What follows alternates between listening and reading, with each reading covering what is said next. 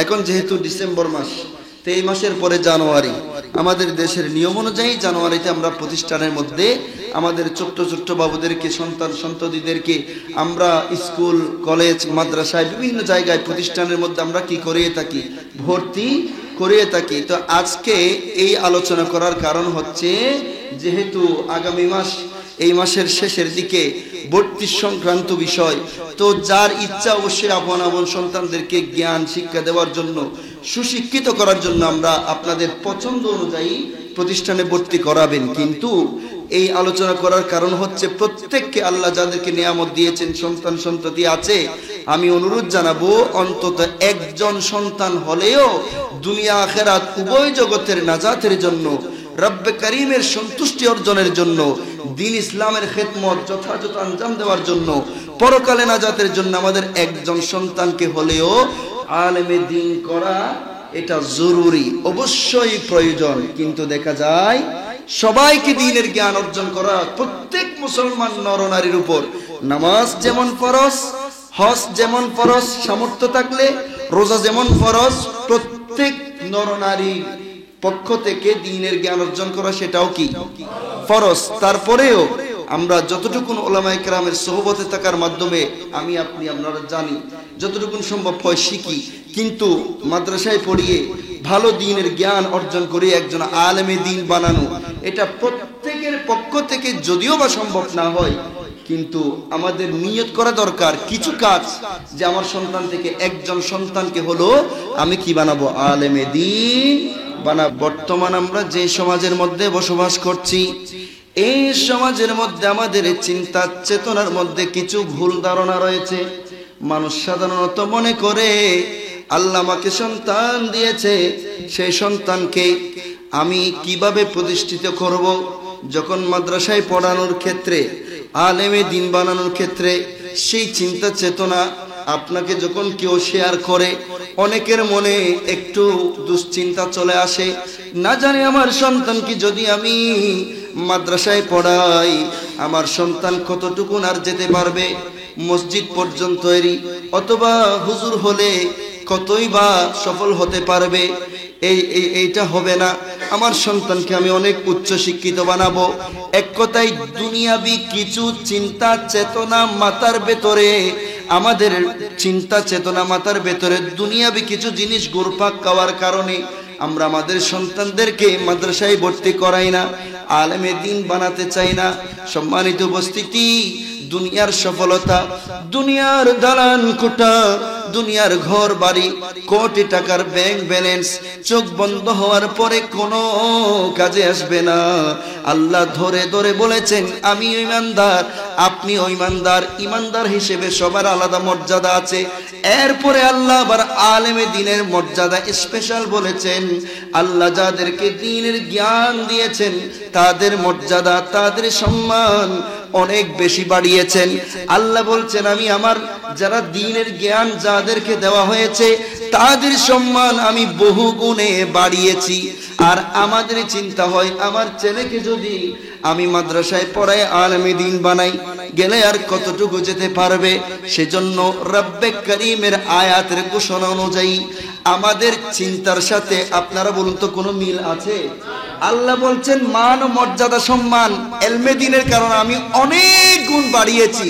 তা আমরা সেই রব্বে করিমের পক্ষ থেকে দেওয়া সেই মান সম্মানের বিষয়টা আমাদের কাছে উপলব্ধি হয় না কেন? একমাত্র দুনিয়াবি চিন্তা, দালান কোটা, দুনিয়ার যশ খ্যাতি বাহাদুরি, এই সমস্ত কিছু আমাদের মাথার মধ্যে এমন ভাবে ঢুকে পড়েছে। ওই রব্বে করিমের পক্ষ থেকে দেওয়া ঘোষণা, যে জ্ঞানের মাধ্যমে মানুষ শুধু দুনিয়াতে না, দুনিয়া এবং আখিরাত উভয় জগতের মধ্যে আমার আল্লাহ কি শান ও শৌকত দান করেছেন, সেটা বুঝার অনেকের সম্ভব হয় না। ইয়ারফাইল্লাহুল লাযীনা আমানু মিনকুম ওয়াল্লাযীনা উতুল ইলমা দারাজাত। আল্লাহ ইরশাদ করছেন যে ঈমানদার যারা, আল্লাহ ঈমানদারদের মর্যাদাকে, ঈমানদারদের সম্মানকে আমার আল্লাহ সমুন্নত করেছেন। এবং ঈমানদারদের মধ্যে ওয়াল্লাযীনা উতুল ইলমা, যাদেরকে ইলম দেওয়া হয়েছে, যাদেরকে দ্বীনের জ্ঞান দেওয়া হয়েছে, সেই রকম আলেমদের মর্যাদা, সেরকম আলেমদের সম্মান, উতুল ইলমা দারাজাত, আমার আল্লাহ বহু গুণে বাড়িয়েছেন। বড় করে বলুন সুবহানাল্লাহ। প্রথমে একজন মানুষ ইমানদার হিসেবে তার ঈমানের কারণে আমার আল্লাহ তার শান ও শওকত, রব্বে করিম তার মান মর্যাদা অবশ্যই কি করেছেন, সমুন্নত করেছেন। এটা ঈমানের গুণের কারণে।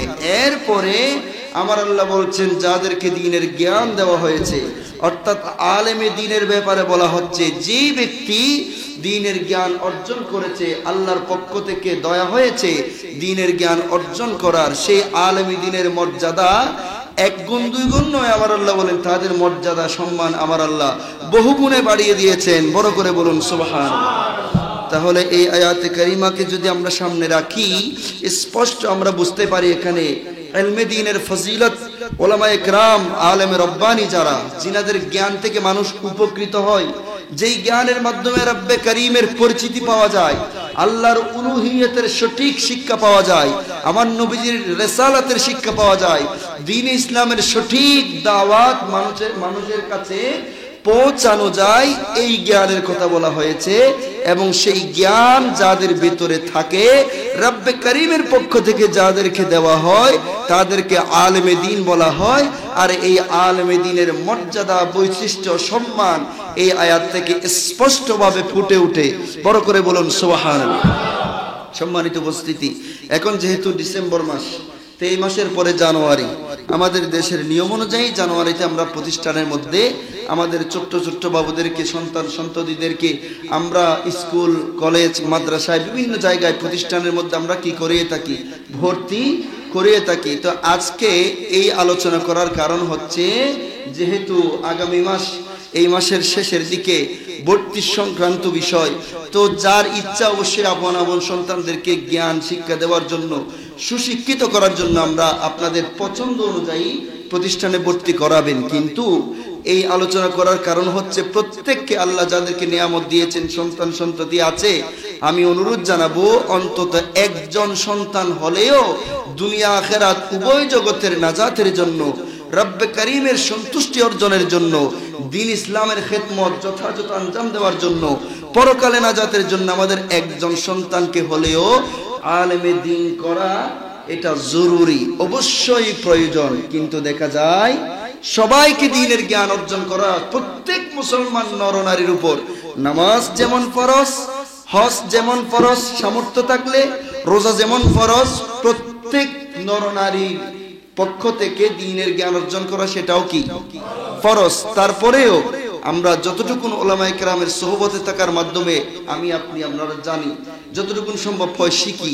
কিন্তু মাদ্রাসায় পড়িয়ে ভালো দ্বীনের জ্ঞান অর্জন করে একজন আলেমে দ্বীন বানানো, এটা প্রত্যেকের পক্ষ থেকে যদিও বা সম্ভব না হয়, কিন্তু আমাদের নিয়ত করা দরকার কিছু কাজ, যে আমার সন্তান থেকে একজন সন্তানকে হলো আমি কি বানাবো, আলেমে দ্বীন বানাবো। তো স্কুলে পড়ে কি আলেমে দ্বীন হওয়া যাবে? আলেমে দ্বীন বানাতে চাইলে সন্তানদেরকে খোদাই দিতে হবে। তো যেহেতু এখন এই মাসের শেষে ভর্তি চলবে, এখানে আমার সম্মানিত মুসল্লিনে কেরাম, আমার মুরব্বী বাবারা, নওজোয়ান ভাইয়েরা, এখানে আপনাদের অনেকের ছোট্ট ছোট্ট বাবু আছে যাদের বয়স হয়তো 4, 5, 6, 7, 8, অনেকের আরো বেশি। আপনাদের সন্তানদেরকে বিভিন্ন প্রতিষ্ঠানে আপনারা ভর্তি করানো হয়তো নিয়ত করছেন। সেজন্য আজকে আমি ইলমে দ্বীনের গুরুত্বটা আপনাদের সম্মুখে কোরআন সুন্নাহকে সামনে রেখে তুলে ধরার চেষ্টা করব, যাতে আমরা ইলমে দ্বীনমুখী কিছু জিন্দেগি গঠন করতে পারি। মওলা করিম আমাদের সবাইকে সেই আলোচনা মোতাবেক যথাযথ আমল করার সে তৌফিক দান করুন। সবাই বলুন আমিন। সালাতুন ইয়া सलामुन या नकीरैन करते हैं ये ताज़ीम मेरी, फिदा हो के तुझ पे ये इज़्ज़त मिली है। नकीरैन करते हैं ये ताज़ीम मेरी, नकीरैन करते हैं ये ताज़ीम मेरी, फिदा फिदा हो कि तुझ पे ये इज्जत मिली है सलातुनिया सलामुनिया। সম্মানিত উপস্থিতি, একটু গভীরভাবে মনোযোগ দিবেন। বর্তমান আমরা যে সমাজের মধ্যে বসবাস করছি, এই সমাজের মধ্যে আমাদের চিন্তা চেতনার মধ্যে কিছু ভুল ধারণা রয়েছে। মানুষ সাধারণত মনে করে আল্লাহ আমাকে সন্তান দিয়েছে, সেই সন্তানকে আমি কিভাবে প্রতিষ্ঠিত করব। যখন মাদ্রাসায় পড়ানোর ক্ষেত্রে, আলেমে দিন বানানোর ক্ষেত্রে সেই চিন্তা চেতনা আপনাকে যখন কেউ শেয়ার করে, অনেকের মনে একটু দুশ্চিন্তা চলে আসে, না জানি আমার সন্তানকে যদি আমি মাদ্রাসায় পড়াই, আমার সন্তান কতটুকু আর যেতে পারবে মসজিদ পর্যন্ত, অথবা হুজুর হলে কতই বা সফল হতে পারবে। এইটা হবে না। আমার সন্তানকে আমি অনেক উচ্চ শিক্ষিত বানাবো। এক কথায় দুনিয়াবি কিছু চিন্তা চেতনা মাথার ভেতরে, আমাদের চিন্তা চেতনা মাথার ভেতরে দুনিয়াবি কিছু জিনিস ঘুরপাক খাওয়ার কারণে আমরা আমাদের সন্তানদেরকে মাদ্রাসায় ভর্তি করাই না, আলেমে দিন বানাতে চাই না।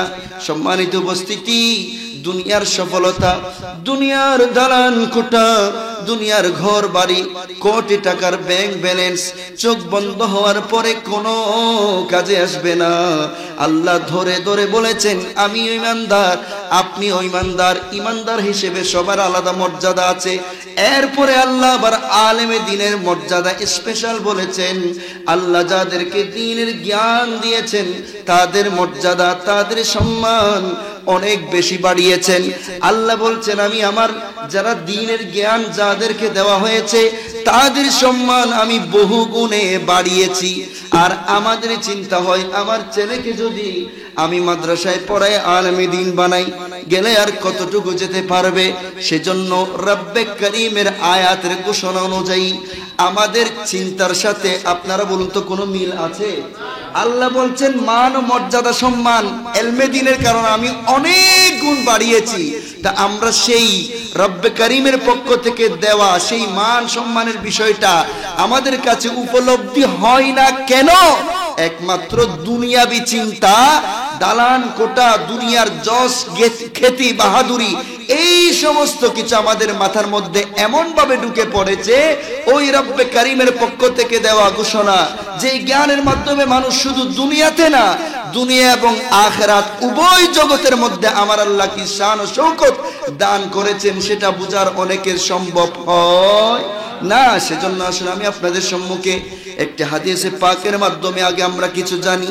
দ্বীনের জ্ঞান যে সমস্ত মানুষ ইলমে দ্বীন অর্জন করে, দ্বীনের জ্ঞান অর্জন করে, আল্লাহ তাদের মান সম্মান, আল্লাহ তাদের মর্যাদা কেমন ভাবে বাড়ায়। শুরুতে একটা কথা বলে দিচ্ছি, জ্ঞানের মধ্যে প্রত্যেক কিছুর মধ্যে নিয়তের পরিশুদ্ধতার ব্যাপারে আমি আগেও বলেছিলাম, আমাদেরকে নিয়ত থাকতে হবে দ্বীনের জ্ঞান অর্জন করে আমি আলেমে দ্বীন হব, আলেমে রব্বানি হব, দুনিয়ার জন্য নয়, আল্লাহ এবং আল্লাহর রাসূলের সন্তুষ্টি অর্জনের জন্য। তাহলে আপনার মর্যাদা, আপনার মান সম্মান বাড়িয়ে দিবেন কে? আল্লাহ বাড়িয়ে দিবেন। এখানে আর কোনো চিন্তা করতে হবে না কিভাবে বাড়াবেন, কিভাবে বাড়াবেন।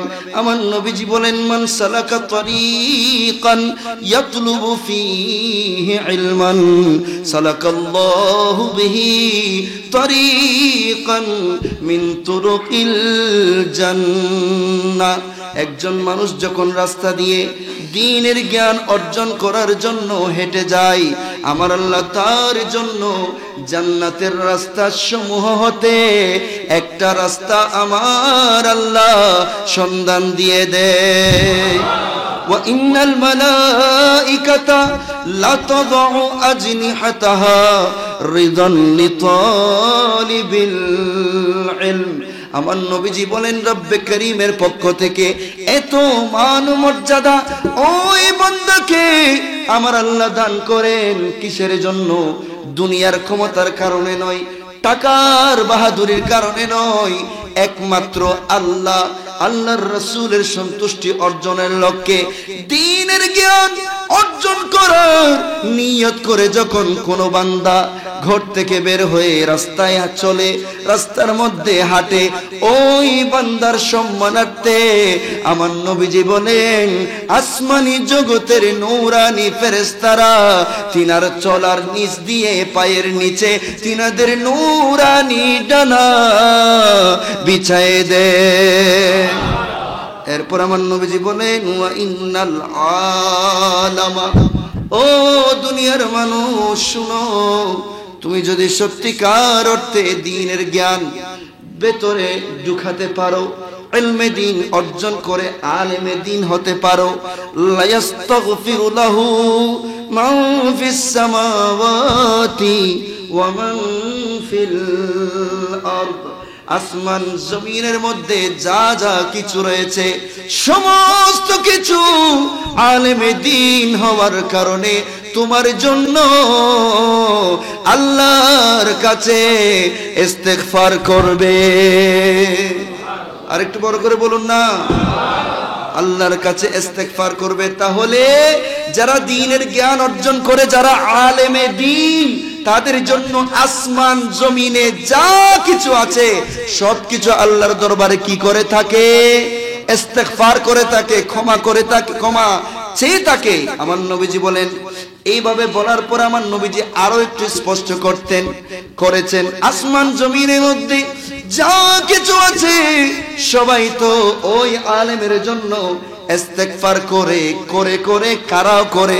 ওয়াল হিতানু ফি জাওফিল মা, নবীজি বলেন ওই সমুদ্রের অতল দেশে একেবারে নিচে গভীর গর্তের মধ্যে যে মাছ লুকায়িত থাকে, ওই সমুদ্রের গভীরে গর্তের মধ্যে লুকায়িত মাছ পর্যন্ত ওই আলেম ব্যক্তির জন্য আল্লাহর কাছে দোয়া করে। আর একটু মহব্বতে বলুন না, এগুলা আলেমের শান।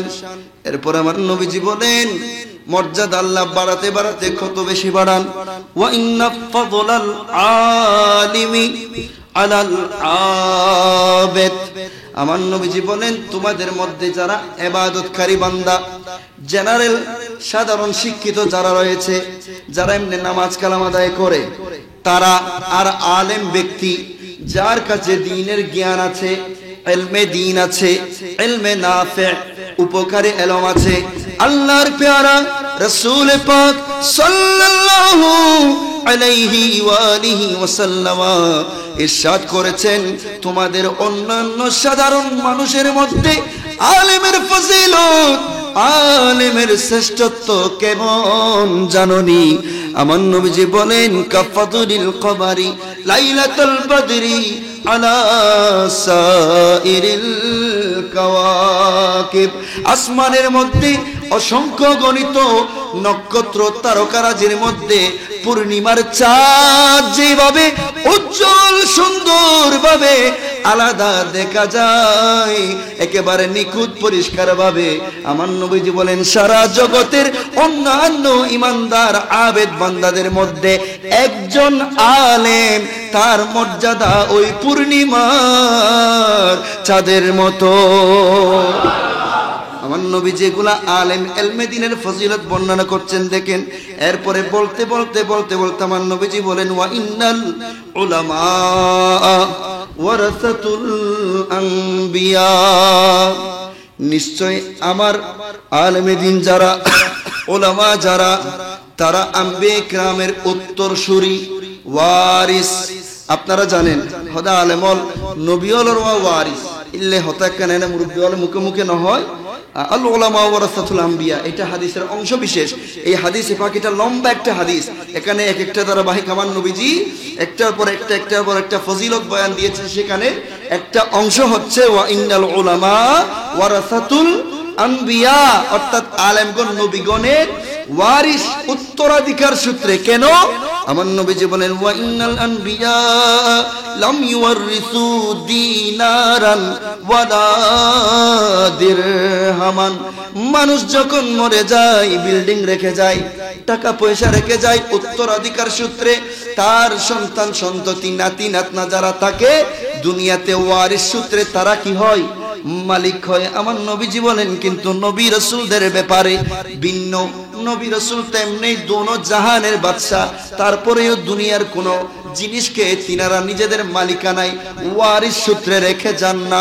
আমার নবীজি বলেন ওয়া ইন্নাল আনবিয়া লাম ইউওয়ারিসু দিনারান ওয়ালা দিরহামান, কোন দিনার দিরহাম কোন নবী রাসূল উত্তরাধিকার সূত্রে সম্পদ হিসেবে দুনিয়াতে রেখে যায় না। ওয়া ইন্নামা ওয়ারাসুল ইলমা, যেটা রেখে যায় সেটার নাম হচ্ছে ইলমে দ্বীন। কোন নবী রাসূল দিনার দিরহাম দুনিয়াতে রেখে যায় না, যা রেখে যায় সেটার নাম হচ্ছে ইলমে দ্বীন। সেজন্য আমার নবীজি বলেন মানুষ মনে করে মাদ্রাসায় পড়ালে দ্বীনের জ্ঞান অর্জন করলে চলবে কিভাবে, কতটুকুন সফল হবে। আর আমার নবীজি বলেন ফামান আখাযাহু, যে ব্যক্তি ওই দ্বীনের ইলম নিজের অন্তরের মধ্যে ঢুকাতে পেরেছে, এই দ্বীনের জ্ঞানকে ধরতে পেরেছে, আখাযা বিহাযযিন ওয়াফিরিন, আমার নবীজি বলেন সেই ব্যক্তি অনেক বড় সম্পদ অর্জন করেছে। আপনারা বলুন, ঘর ডাকাতি হওয়ার আশঙ্কা সবার আছে কিনা? ব্যাংক ডাকাতি হওয়ার আশঙ্কা আছে কিনা? সমস্ত দুনিয়াবি যত অর্থ কোটি টাকা পয়সা, ব্যাংক ব্যালেন্স, দালান কোটা, প্রত্যেক সম্পদ যে কোনো মুহূর্তে ডাকাতি হওয়ার সম্ভাবনা আছে না নাই? এই ভয় আমাদের সকলের অন্তরের মধ্যে আছে। আপনি যদি প্রশ্ন করেন এমন একটা সম্পদের নাম বলেন যে সম্পদকে ডাকাতি করা, চুরি করা লাখ টাকা না, কাউকে যদি আমি বলি তোমাকে পুরা দুনিয়া দিয়ে দেব, অমুকের সিনা থেকে একটু সে যে সূরা ইখলাসটা মুখস্থ পারে, সেই সূরা ইখলাস মুখস্থ পারার জ্ঞানটা একটু আমাকে চুরি করে এনে দাও, কারো পক্ষে পুরা দুনিয়া দিয়ে ফেললে তারপরেও চুরি করা সম্ভব হবে? তার মানে যেই সম্পদ চুরি করা যায় না, যেই সম্পদ ডাকাতি হওয়ার কোনো আশঙ্কা নাই, সেই সম্পদের নাম হচ্ছে ইলমে দ্বীন। বড় করে বলুন সুবহানাল্লাহ। এটাকে বলা হয় ইলমুন নাফি'। সেজন্য আমার নবীজি অন্য হাদিসে পাকের মধ্যে ইরশাদ করেছেন, উম্মত তোমরা দুনিয়া থেকে চলে যাবা, ইযা মাতাল ইনসান ইনকাতা আনহু আমালুহু ইল্লা মিন সালাসাতিন। আমার নবীজি বলেন মানুষ চোখ বন্ধ হয়ে যাওয়ার পরে সমস্ত আমল বন্ধ হয়ে যাবে, কোনো আমল কাজে আসবে না। লাখ টাকার দালান কোটা, ব্যাংক ব্যালেন্স কোনো কিছু সামান্য সেই কবরের মধ্যে যাবে না। এখানে আমার নবীজি আগেও এই হাদিসে পাকগুলা বলা হয়েছে, তারপর প্রসঙ্গক্রমে বলছি। আমাদের মূল টপিকস যেটা, সেটা হচ্ছে আমার নবীজি তিনটা জিনিসের কথা বলেছেন। মানুষ মরে যাবে, আমল করার ক্যাপাসিটি নাই, তারপরেও ইল্লা মিন সালাসাতিন, তিন ধরনের আমল কবরে যেতে থাকবে। এক নাম্বার বলেছেন আমার নবীজি ইল্লা মিন সাদাকাতিন জারিয়াতিন, সাদাকায়ে জারিয়া। সেজন্য আমি আপনাদেরকে বলবো এটার প্রসঙ্গক্রমে কেউ যদি জিজ্ঞেস করেন হুজুর কবরে কি বিল্ডিং বাঁধার কোন নিয়ম সিস্টেম এরকম আছে, আমি বলবো হ্যাঁ আছে। কবরের মধ্যে জান্নাতে ঘর বানানোর নিয়ম আছে, হ্যাঁ আছে। কিভাবে? দুনিয়াতে আপনি আপনার অর্জিত সম্পদ থেকে তাওফিক আছে, ইন্তেকাল হওয়ার আগে, দুনিয়া থেকে পর্দা করার আগে আপনি আল্লাহর বান্দারা যাতে নামাজ আদায় করতে পারে একটা মসজিদ নির্মাণ করে দেন, আল্লাহ জান্নাতের মধ্যে আপনার জন্য একটা ঘর নির্মাণ করে দিবে। বড় করে বলুন সুবহানাল্লাহ। আপনি যেই ঘর 1 কোটি টাকা 2 কোটি টাকা কোটি কোটি টাকা খরচ করে নিজে থাকার জন্য আপনি যেই ঘর নির্মাণ করছেন, সেখানে শুধু আপনি আপনার পরিবারের কয়েকজন সদস্য নিয়ে থাকেন, তাও চিরস্থায়ী না। চোখ বন্ধ হলে কোথায় চলে যেতে হবে? কবরে চলে যেতে হবে। আর আপনার অর্জিত সম্পদ থেকে একটা যদি রাব্বে কারিমের ঘর মসজিদ নির্মাণ করতে পারেন, সেখানে একজন দুইজন আপনার পরিবারের কয়েকজন সদস্য নয়, অসংখ্য আল্লাহর বান্দারা সেখানে একসাথে নামাজ আদায় করতে থাকবে যতদিন সেই মসজিদ থাকবে। এবং সেটার ওসিলায় আপনি নিজের ঘরের মধ্যে কোটি কোটি টাকা খরচ করেছেন, সামান্য কোনো কিছু উপকার কবরে আপনার জন্য হবে না। কিন্তু আপনার অর্জিত সম্পদ থেকে একমাত্র আল্লাহর জন্য আমার নবী পাকের সন্তুষ্টি অর্জনের জন্য যদি একটা মসজিদ বানিয়ে দিতে পারেন, আপনাকে চিরস্থায়ীভাবে পরকালে বসবাস করার জন্য জান্নাতে আপনার জন্য আল্লাহ বিল্ডিং বানিয়ে দিবে। বড় করে বলুন। সম্মানিত উপস্থিতি, এই স্থায়ী নির্মাণের আমাদের কোনো কি নাই খবর। অস্থায়ী নির্মাণ নিয়ে আমরা দৌড়াদৌড়িতে আছি, স্থায়ী জিনিসের আমাদের খবর নাই। স্থায়ী জিনিস হচ্ছে পরকাল। স্থায়ী কোনটা? ইহকাল। এটা কি স্থায়ী? অবশ্যই নয়, সবাই জানি। তো পরকালের জন্য কি করেছি? সম্মানিত উপস্থিতি, অন্যদিকে চলে যাবে প্রসঙ্গ। তাহলে আমাদের বিষয় যেটা, আমার নবীজি বলেন মানুষ মরে যাবে, সব কিছু শেষ, কিন্তু একটা তিনটা ঝর্ণা দ্বারা সওয়াবের চলন্ত থাকবে, সেটা যেতে থাকবে। এক নাম্বার হচ্ছে সাদাকায়ে জারিয়া। এটা কি? মসজিদ দেন, মাদ্রাসা দেন, মানুষকে সহযোগিতা করে যান, মানুষ পানি পান করার জন্য পানির ব্যবস্থা করে দেন। আপনার দেওয়া সেই নিয়ামত, সেই জিনিস যতদিন থাকবে, সেখান থেকে মানুষ যতদিন উপকার লাভ করতে থাকবে, আপনি কবরে চলে গেলেও আপনার কবরে সেটার সওয়াব যেতে থাকবে। দ্বিতীয় নাম্বার যে বিষয়টা, সেটা হচ্ছে আও ইলমিন ইউনতাফাউ বিহি। আমার নবীজি বলেন দ্বিতীয় নাম্বার হচ্ছে উপকারী ইলম। উপকারী। তাহলে প্রত্যেক ইলম কি নয়? উপকারী নয়। এখানে আমার নবীজি বলছেন আও ইলমিন, শুধু ইলম বলেন নাই, ইউনতাফাউ বিহি। ওই ইলম যে ইলম থেকে মানুষ কি করে উপকার সাধিত হয়। এক ধরনের ইলম ইলমে শয়তানি, আর এক ধরনের ইলম ইলমে রহমানি। ইলমে শয়তানি যেটা, এটার মধ্যে অহংকার থাকে। কেন শয়তান শয়তান হয়েছে? কিসের কারণে? অহংকারের কারণে। তো অহংকারটা কিভাবে? আল্লাহ বলেছেন আমার আদমকে সিজদা করো। আপনারা সবাই জানেন আদম করেছিল কেন? তার কাছে অহংকার প্রকাশ পেয়েছে। অনেকে বলে তাকে আল্লাহর হুকুম অমান্য করেছে, সেজন্য সে কাফের হয়েছে। সম্মানিত উপস্থিতি, আল্লাহর হুকুম অমান্য করেছে এটাও ঠিক। রব্বে কারীমের হুকুম অমান্য করার কারণে যদি সে কাফের হয়ে যায়, আমরা বান্দা হয়ে, সে তো একটা হুকুম অমান্য করেছে। আমরা দিনের মধ্যে আল্লাহর কত হুকুম অমান্য করছি। আল্লাহ বলছেন নামাজ আদায় করো, আমরা নামাজ পড়ি না। আল্লাহ বলেছেন তোমরা মিথ্যা বলিও না, আমরা মিথ্যা বলি। এভাবে আল্লাহর কত আদেশ আমরা অমান্য করছি, তার কি কোনো হিসাব আছে? তো রবের হুকুম আদেশ অমান্য করার কারণে, শুধু এই কারণে যদি ইবলিস হয়, তাহলে আমরা তো সবাই অনেক বড় বড় শয়তান না শয়তানের লিডার হয়ে যেতাম। কেন? সারা দিনের মধ্যে আমরা অসংখ্য গণিত আল্লাহর হুকুম কি করে থাকি? অমান্য করে থাকি। তো এখানে বিষয়টা কি? এখানে রহস্য কি? আল্লাহর হুকুম অমান্য করেছে। দ্বিতীয়ত আরেকটা বিষয় হচ্ছে আল্লাহর নবীর শানে সে কি করেছে? বেয়াদবি করেছে। কিভাবে? তাকে যাকে সিজদা করতে বলা হয়েছিল, আল্লাহ বলেন নাই আমাকে সিজদা করো, উসজুদু লি আদামা। কাকে সিজদা করতে বলেছে? আদমকে। খোদা নাকি নবী? নবী। নবীকে সিজদা করতে বলা হয়েছিল, তাও সাইয়্যিদুল মুরসালিন না, যিনি নবীদের মধ্যে আদি মানব, সবার প্রথম। আমার নবীর শান তো অনেক উপরে।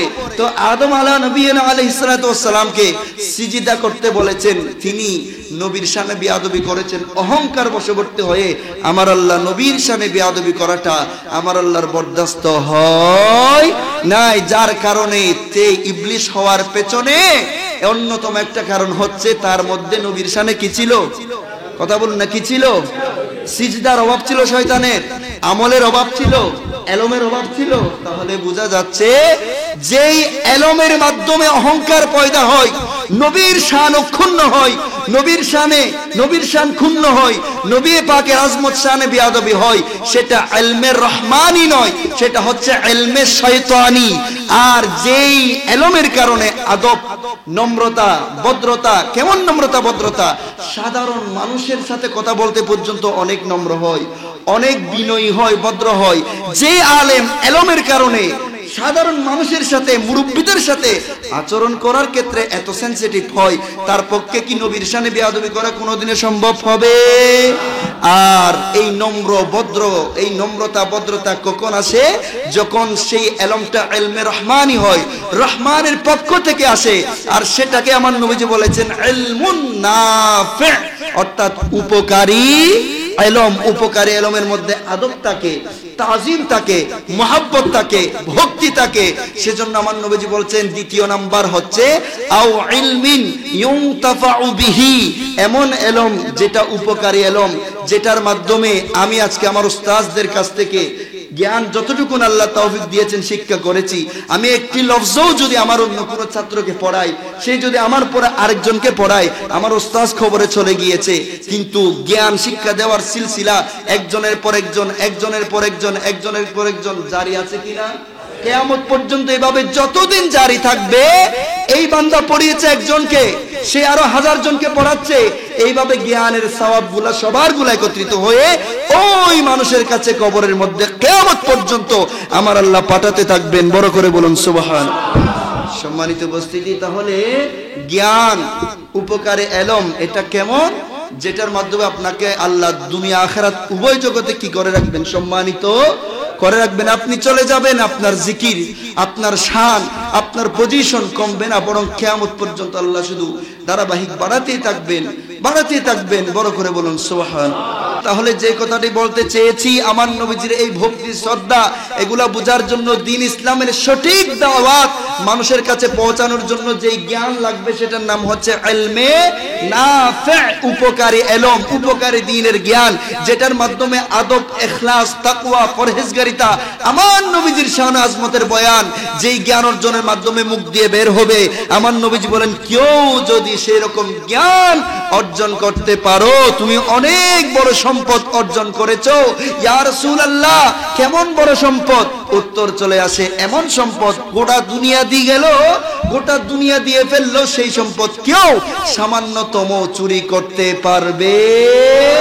আমাদের শাহিন সাহেব বাগদাদ সহ আল্লাহ সাহাবায়ে কিরাম তো তিনারা আছেনই, আল্লাহর যত মাহবুব আউলিয়া কেরাম, তিনাদের কারো ব্যাংক ব্যালেন্স দেখান, কিন্তু আজকে সারা দুনিয়ার মধ্যে তিনাদের ঢঙ্গা বাজছে। দুনিয়াতে যারা দুনিয়াবি রাজা বাদশা ছিল, তাদের কোনো স্মরণ, তাদের কোনো আলোচনা, তাদের পরিচিতি সেরকম দুনিয়াতে কি আছে? কিন্তু আল্লাহর ওলিউল্লাহদের ঢঙ্কা কেন?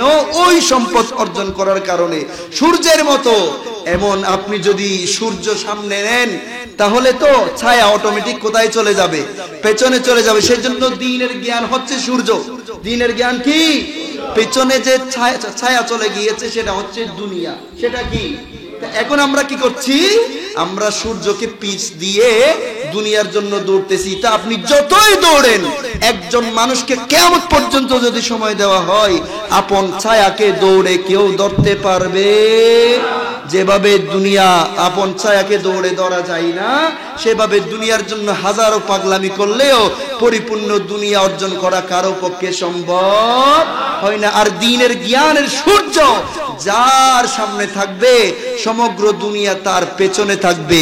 তো দুনিয়া তো সামনে না, তার পায়ের নিচে আছে, আর তার দুনিয়া আখিরাতে তো কোনো ভয় থাকার প্রশ্নই আসে না। সম্মানিত উপস্থিতি, তাহলে এটা হচ্ছে উপকারে এলম। মানুষ মারা যাবে, কিন্তু এলমের সওয়াবের নহর বন্ধ থাকবে না। এরপরে আসেন, আমরা তো এতক্ষণ যা আলোচনা হয়েছে, এটার মাধ্যমে একটা জিনিস বুঝতে পারলাম, জ্ঞানের ফজিলত কি, ইলমে দ্বীনের ফজিলত কি। তাহলে আজ থেকে নিয়ত করুন, যাদের সন্তান সন্ততি আছে, একজন সন্তানকে হলো নাজাতের জন্য, আল্লাহ রাসূলের সন্তুষ্টি অর্জনের জন্য আমি আলেমে দ্বীন বানাবো। আমরা কি নিয়ত করতে পারবো? আপনার বড় বড় মানে যত একটা নাম বললে তো অনেক যাবে, আপনার পদবি দিয়ে বলেন, টাকা পয়সা দিয়ে বলেন, চাকরি বাকরি, যত উপরের লেভেল হোক না কেন, যত দুনিয়াবি ক্ষেত্রে উপরে যাবে আপনার সন্তান, আপনার খাট মারা যাওয়ার পর আপনার খাটিয়াটা ধরতে চাইবে। আর আলেমে দ্বীন যদি বানাতে পারেন, আপনার সন্তান যত বড় আলেমে দ্বীন হবে, উনি বলবে, আমার বাবার লাশ, আমি কোনো লাশ দোয়াই নাই, গোসল করে নাই, কিন্তু আমাকে আমার বাবা আলেম বানিয়েছে, আমার বাবার লাশ আমি কি করব? দোয়াবো। এরপর আমার বাবার খাটিয়ে আমি কি করব? বহন করব। আমার বাবাকে আমি কি দেব? মাটি দেব। সেখানে কি কি দোয়া পড়তে হয় সেগুলা পড়বে। আর দুনিয়াবি ক্ষেত্রে আপনি সন্তানকে যত উপরে পাঠাবেন, আপনার পরকালীন জিন্দেগি যখন সামনে আসবে, সন্তান সন্ততি কাউকে কাছে না পাইতে পাইতে এমন অবস্থাও দেখা যায় সমাজে, আপন বাবার লাশের খাটিয়াটা পর্যন্ত ধরতে চায়। আমি কি বুঝাতে চাচ্ছি, আপনারা কি কিছু জিনিস বুঝেছেন? তাহলে নিয়ত করুন নিজেদের সন্তানদের মধ্যে, একজন সন্তানকে হলো আলেমে দিন বানান, মাদ্রাসায় পড়ান, ভালো একজন আপনাদের মুহাব্বতের কোন আলেমের মাধ্যমে গাইড করে সুন্দরভাবে দ্বীনের জ্ঞান শিক্ষা দেন। কেন? আবার পক্ষান্তরে যদি দুনিয়ার দ্বীনের জ্ঞান অর্জন করে যদি দুনিয়া হাসিল করার জন্য দৌড়ে, সেরকম আলেম হওয়ার আবার দরকার। সেই জন্য সেটা এলমে নাফে নয়। আমার নবীজি বলেছেন তাআওয়াযু বিল্লাহি মিন জুব্বিল হুজনি, তোমরা জুব্বুল হুজন নামক জাহান্নামের মারাত্মক একটা স্থান থেকে আল্লাহর কাছে পানাহ চাও, আল্লাহর কাছে আশ্রয় চাও। ইয়া রাসূলুল্লাহ, সেই জুব্বুল হুজন নামক এটা আবার কেমন স্থান? আমার নবীজি বলেছেন সেটা এমন স্থান যেই জায়গা থেকে জাহান্নাম নিজে, জাহান্নামই তো দূরের কথা, জাহান্নাম স্বয়ং নিজে আল্লাহর দরবারে 400 বার পানাহ চাই। জুব্বুল হুজন এটা এমন একটা মারাত্মক স্থান জাহান্নামের, এত কঠিন একটা স্থান, জাহান্নাম নিজে সেই জায়গা থেকে অন্যান্য জাহান্নামের অংশ আল্লাহর কাছে কি চাই? পানাহ চাই। ইয়া রাসূলুল্লাহ, এত কঠিন স্থান, সেই স্থানের মধ্যে কারা যাবে? সেই জায়গার মধ্যে কারা যাবে? আমার নবীজি বলেছেন দুনিয়াদার আলেমরা, যারা ইলমে দ্বীন অর্জন করেছে কিন্তু দ্বীনি হুকুম মোতাবেক সেই ইলমকে কাজে লাগায়, দ্বীনের জ্ঞান খরচ করেছে দুনিয়া অর্জনের জন্য। সম্মানিত উপস্থিতি, আলোচনা শেষ, শুধু এই কথাটা খেয়াল করুন। দ্বীনের জ্ঞান খরচ করেছেন কি অর্জনের জন্য? ওনারা হতো না বুঝুন, দ্বীনের জ্ঞান খরচ করে কি অর্জনের জন্য? মানে ইখলাস নাই, তাকওয়া নাই, পরহেজগারিতা নাই, নম্রতা নাই, ভদ্রতা নাই, আদব নাই। দুনিয়া ছাড়া হুজুর জুব্বা আছে, টুপি আছে, নামাজও পড়ায়, আবার টাকা ছাড়া কিছু চিনে না, দুনিয়া ছাড়া কিছু চিনে না, মানুষকে সহযোগিতার কথা তার মুখে শোভা পায় না, মানে শুধু দেখা যায় দুনিয়া দুনিয়া। আমার নবীজি বলেন এরকম দুনিয়াদার আলেম যদি হয়, তাহলে আলেম কয় প্রকার পাইলাম? এক প্রকার আলেম দ্বীনদার, আরেক প্রকার আলেম দুনিয়াদার। আমার নবীজি যেই ফজিলত বর্ণনা করেছেন সেটা দ্বীনদার আলেমের কথা, আর দুনিয়াদার আলেমের ব্যাপারে বলছেন তাদেরকে ওই জুব্বুল হুজন নামক সেই স্থানের মধ্যে আমার আল্লাহ দিবেন যেখান থেকে অন্য জাহান্নাম পর্যন্ত দিনে কয়বার? 400 বার কি চাই? পানাহ চাই। সেরকম দুনিয়াদার আলেমকে সেখানে দেওয়া হবে। সেজন্য নিজেদের সন্তানদেরকে আলেম বানানোর নিয়ত করবেন, সাথে সাথে নামাজ আদায় করে করে আল্লাহর দরবারে দোয়া করবেন, আল্লাহ আমার সন্তানকে এমন একজন আলেমে দ্বীন বানিয়ে দিন, মুত্তাকি, পরহেজগার, মুখলিস, মুহাক্কিক, মুত্তাকি আলেমে দ্বীন, যে আলেমে দ্বীনের মাধ্যমে আমার দুনিয়া আখিরাত উজ্জ্বল হবে, দুনিয়া আখিরাতে আমার মুখ আলোকিত হবে। এভাবে দোয়া করবেন একনিষ্ঠভাবে। অবশ্যই আপনি আল্লাহর কাছে চাইলে আমার আল্লাহ আপনাকে কি করবেন? দান করবেন। সেজন্য আমাদের সবার উচিত আমাদের সন্তানদেরকে মাদ্রাসায় পড়ানো এবং আদব শিক্ষা দেওয়া, মুহাব্বত শিক্ষা দেওয়া, মুরব্বীদেরকে কিভাবে সম্মান করতে হয় এগুলো শিক্ষা দেওয়া, নিজেদের ভিতরে নম্রতা, ভদ্রতা, এই সব কিছু জ্ঞানের মাধ্যমে হয়। সেজন্য আমার নবী কোরআনুল কারীমের মধ্যে আমার আল্লাহ ইরশাদ করেছেন ইন্নামা ইয়াখশাল্লাহা মিন ইবাদিহিল উলামা, প্রকৃত দ্বীনের জ্ঞান যাদের অন্তরে ধারণ হয়েছে, যারা আলেমে রব্বানি, তারাই আল্লাহকে সবচাইতে বেশি ভয় করে। ইন্নামা ইয়াখশাল্লাহা মিন ইবাদিহিল ওলামা, আলেমরাই আল্লাহকে সবচাইতে বেশি ভয় করে। তাইলে একেবারে সিম্পল সূত্র আপনারাও বুঝতে পারবেন, যে আলেম লেবাস আছে, এমনি লেখাপড়া করেছে, আল্লাহর ভয় নাই, বুঝবেন যে এটা সত্যিকারের আলেম নয়। আর যার কাছে জ্ঞান কম হোক সেই অনুযায়ী কি করে? আমল করে, রব্বে কারীমের খৌফ খাশিয়াত ভেতরে আছে, বুঝবেন যে এটাই প্রকৃত আলেম। সেরকম আলেমের সুহবতে থাকবেন, সেরকম আলেমের সাথে সুসম্পর্ক রাখবেন, আপনার সন্তানকে সেরকম আলেমের কাছে পাঠাবেন। মওলা কারীম আমাদের সবাইকে ইলমে দ্বীনের গুরুত্ব বোঝার এবং নিজেদেরকে ইলমে দ্বীন অনুযায়ী নিজেদের জিন্দেগি গঠন করার সে তৌফিক দান করুন। সবাই বলুন আমিন।